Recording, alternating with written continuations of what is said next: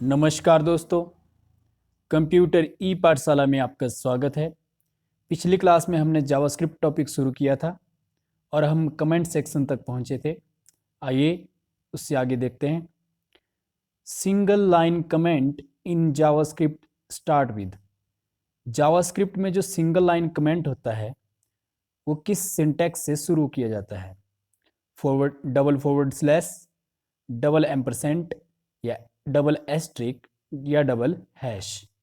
तो दोस्तों, जो जावास्क्रिप्ट में जो सिंगल लाइन कमेंट होता है उसके लिए डबल फॉरवर्ड स्लैश का यूज़ किया जाता है। तो आपका ए ऑप्शन आपका सही हो जाएगा। Multiple line comment in JavaScript ends with.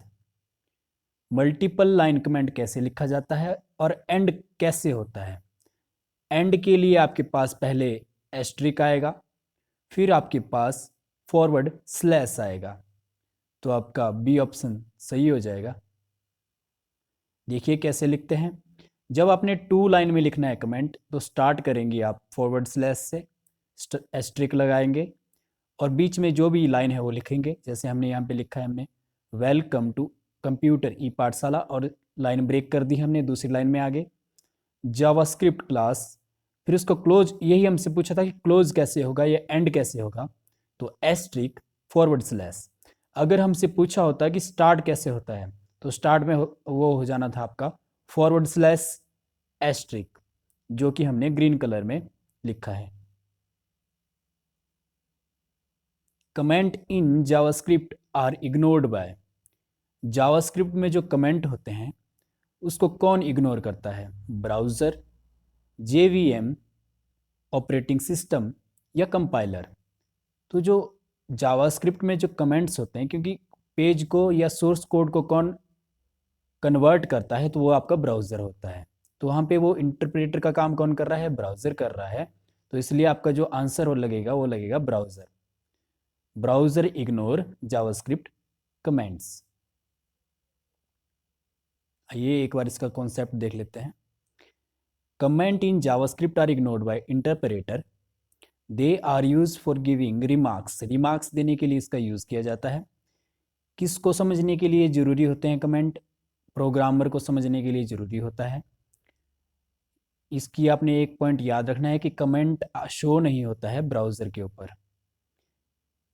Commonly आपके 2 टाइप्स के कमेंट होते हैं जावास्क्रिप्ट में, single line comment, multiple line comment. Single line comment अगर आपने लिखना है तो आप forward slash, double forward slash लगाएंगे और उसके आगे जो भी आपने कमेंट लिखना है, जैसे हमने यहाँ पे कमेंट लिखा है value of x is equal to 100। और मल्टीपल लाइन कमेंट में हमने आपको बता ही दिया कैसे लिखा जाता है, फॉरवर्ड स्लैश एस्ट्रिक और आपका कमेंट आ जाएगा बीच में, फिर आपका एस्ट्रिक और फॉरवर्ड स्लैश क्लोज हो जाएगा। लिटरल्स क्या होता है? लिटरल्स कांस्टेंट वैल्यू को लिटरल्स कहा जाता है।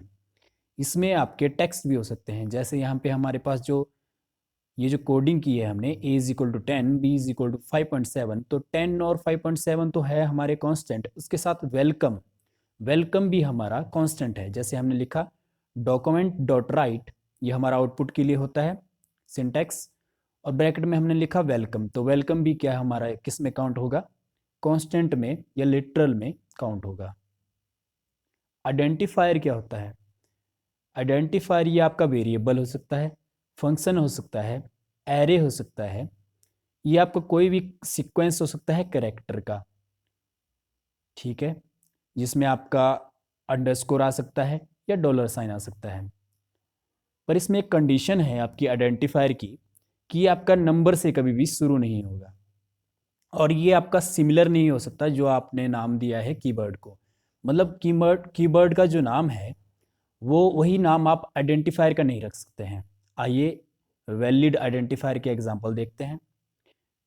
जैसे रोल नंबर हो गया, बस हो गया, बस स्लैश हमने लिखा या अंडरस्कोर लिखा, बस अंडरस्कोर फी लिखा, तो ये भी हमारा आइडेंटिफायर का नाम है। अंडरस्कोर वीपी लिखा, ये भी अंडरस्कोर का नाम है। डॉलर से शुरू हो सकता है, ये आपने याद रखना। स्पेशल कलेक्टर आपका सिर्फ डॉलर ही हो सकता है, बाकी इसके अलावा ये सपोर्ट नहीं करता। जैसे इनवैलिड एग्जांपल हमारे पास टुडे हो गया, और आपका क्योंकि स्पेस आपका अलाउड नहीं है तो ये आपका पहला कैंसिल हो गया। 17 नवंबर, 17 क्योंकि ये डिजिट से शुरू हो रहा है या नंबर से शुरू हो रहा है तो ये भी आपका इनवैलिड है, यानी गलत है आपका। परसेंटेज से शुरू हो रहा है तो भी आपका गलत है। शुरू आपका स्पेशल सिंबल में आपका या तो आपका अंडरस्कोर या एम्परसेंट से शुरू किया जा सकता है। आइए क्वेश्चन देख लेते हैं इसके ऊपर। Which is not a valid identifier.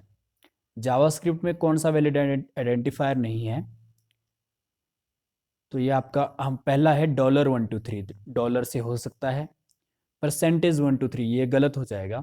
C option आपकी सही है क्योंकि इसमें आपके करेक्टर यूज़ किए गए हैं। डी ऑप्शन भी सही है, डी ऑप्शन में तो नन है। तो आपका आंसर जो बनेगा वो बन जाएगा आपका परसेंटेज 123, क्योंकि परसेंटेज आपका परसेंटेज से शुरू नहीं हो सकता आपका आइडेंटिफायर, इतना याद रखना है आपने। Which one is a not valid identifier, दूसरा क्वेश्चन है इसका। पहला क्वेश्चन सही है क्योंकि आपका पहले हमने करेक्टर से शुरू किया, बाद में आप नंबर लिख सकते हैं। दूसरा ऑप्शन आपका गलत हो जाएगा क्योंकि अब हमने यहाँ से जो शुरू किया है वो नंबर से शुरू कर दिया है। सी ऑप्शन हमारा सही है क्योंकि डॉलर से शुरू कर सकते हैं या अंडरस्कोर से शुरू कर सकते हैं। तो इसमें जो हमारा गलत आंसर हो जाएगा वो आपकी बी ऑप्शन गलत हो जाएगी। रिजर्व्ड कीवर्ड क्या होता है? रिजर्व्ड वर्ड या कीवर्ड क्या होता है? ऐसे वर्ड जो इंस्ट्रक्शंस को मीनिंग्स देते हैं और इनका एक स्पेसिफिक मीनिंग होता है कि जैसे ये बताती है कि करना क्या है, ये इंटरप्रेटर को बताती है कि करना क्या है। इसको हम क्या बोलते हैं?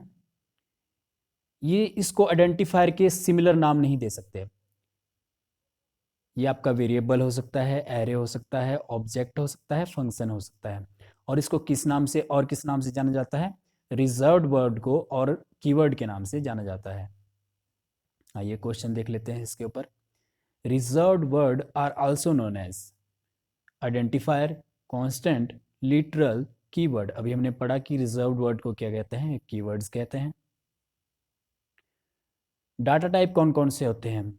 डाटा टाइप में हमने डिटेल में नहीं जाना है इसके, आपको सिर्फ इतना याद रखना है कि डाटा टाइप कौन कौन होते हैं। नंबर हो सकता है इसमें, स्ट्रिंग हो सकती है। स्ट्रिंग में आपने स्ट्रिंग में क्या क्या आता है? या तो आपका करेक्टर होगा जैसे इंग्लिश अल्फ़ाबेट्स हो गए, या फिर आपका एस्केपिंग सीक्वेंस होगा। एस्केप सीक्वेंस क्या होता है? जब आप बैकवर्ड स्लैश का यूज़ करते हैं तो उसको एस्केपिंग सीक्वेंस से जाना जाता है। जैसे हमने यहाँ पे बैकवर्ड स्लैश का यूज़ किया है, फिर हमने डबल कोट्स का यूज़ किया है, फिर लिखा है हिमाचल प्रदेश। उसके बाद बैकवर्ड स्लैश का यूज़ किया है, डबल कोट्स लिखा है, और 32 साइन ऑफ एक्सक्लेमेटरी का यूज़ किया गया है यहाँ पे। मतलब आप पंचुएशन का यूज़ कर सकते हैं। साइन ऑफ एक्सक्लेमेटरी क्या है यहाँ पे? पंचुएशन। तो आपका ये टेक्स्ट करेक्टर हो सकता है, एस्केपिंग सीक्वेंस हो सकता है, और आपके पंचुएशंस हो सकते हैं। ये आपके स्ट्रिंग में आ सकते हैं। और इसकी जो आउटपुट आएगी ब्राउज़र के ऊपर वो क्या आएगी आप देख सकते हैं। डबल कोट्स, जब हमने बैकवर्ड स्लैश डबल कोट्स का यूज़ किया तो आपके आउटपुट में सिर्फ डबल कोट्स आ जाएगा। आइए आगे देखते हैं। Escape sequence, escape sequence start with a back slash, backward slash या बैक स्लैश से ये शुरू होता है, और फिर उसके बाद कोई करेक्टर आता है इसमें। इट टेल्स ब्राउज़र कि एक स्पेशल एक्शन करे या कोई करेक्टर रिप्रेजेंट करे आउटपुट में। आइए आगे देखते हैं क्या बोल रहा है ये डेफिनेशन। जैसे यहाँ पे हमने यूज़ किया एस्केप सीक्वेंस में बैकवर्ड स्लैश बी, तो ये आपका बैक स्पेस के लिए यूज़ होता है। ये एग्जाम में एज इट इज पूछे जाते हैं। बैकवर्ड स्लैश एन किसके लिए यूज़ होता है? न्यू लाइन के लिए होता है। बैकवर्ड स्लैश आर किसके लिए यूज़ होता है? कैरीज रिटर्न के लिए यूज़ होता है।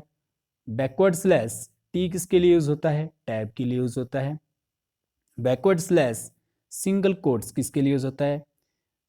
सिंगल कोट आ जाएगा इसके सामने बिल्कुल आउटपुट में। बैकवर्ड स्लैश डबल कोट्स लिखेंगे तो आपके पास डबल कोट्स आएगा। अगर आपके पास बैकवर्ड स्लैश 2 बार लिखेंगे तो 1 बार बैकवर्ड स्लैश आएगा।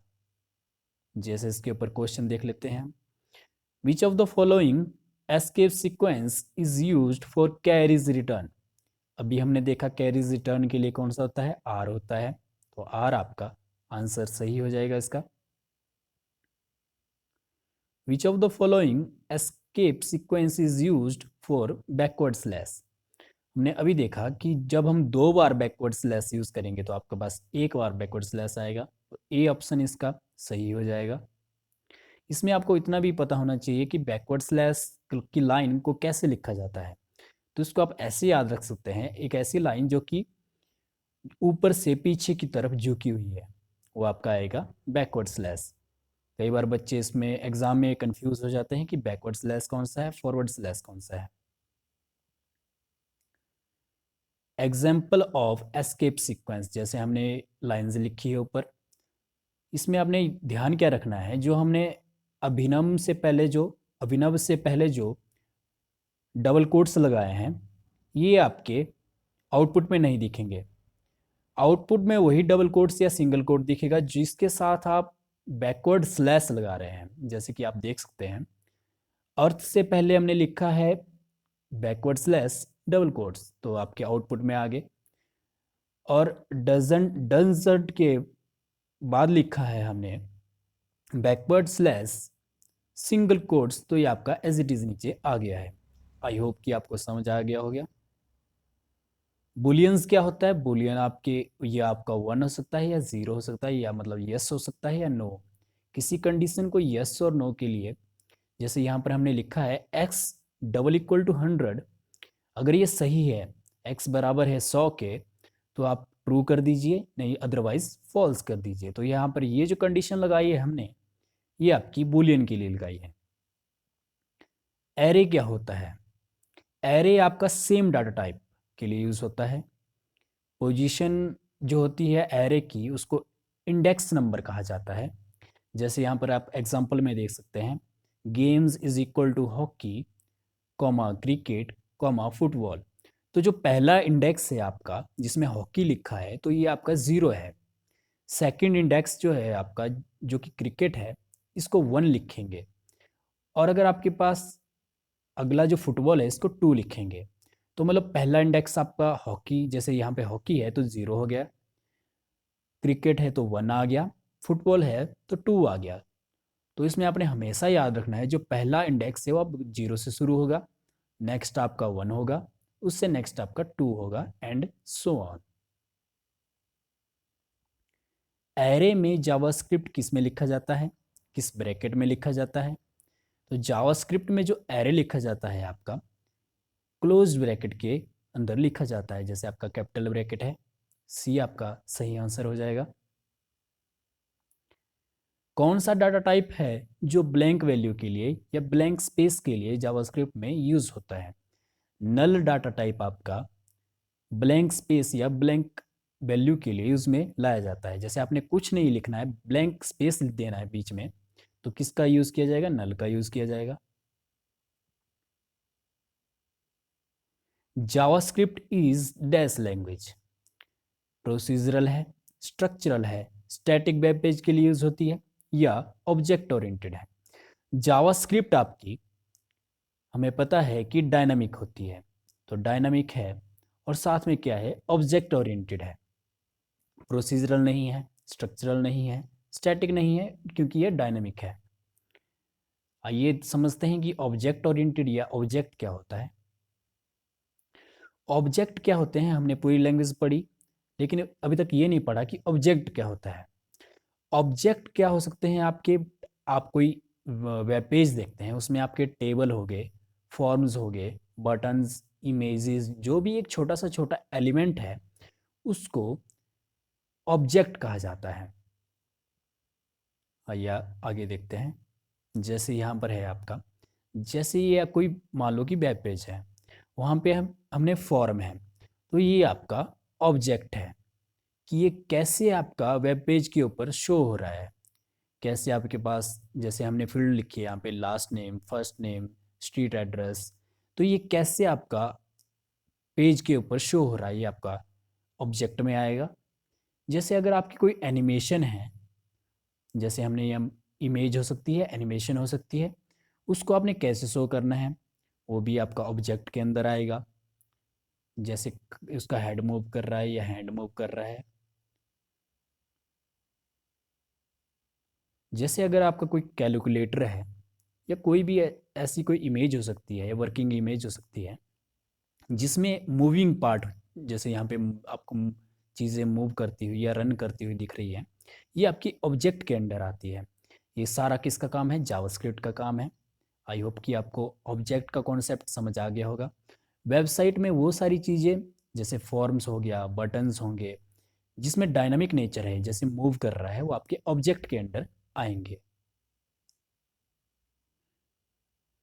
HTML, CSS एंड जावास्क्रिप्ट के ऊपर हम थोड़ा सा फ़र्क देख लेते हैं क्या है। जैसे आप सबसे पहले जो HTML है इमेज में देखेंगे आप, सिर्फ यहाँ पे स्ट्रक्चर बना रहा है, यानी बाउंड्रीज बना रहा है। तो ये किसका काम है? HTML का काम है।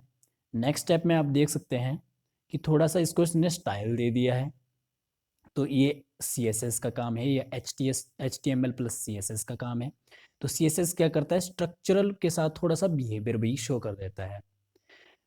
पर जो आपका जावास्क्रिप्ट है उसमें आपके ये सारे काम हो जाते हैं। HTML भी हो जाता है, CSS भी होता है।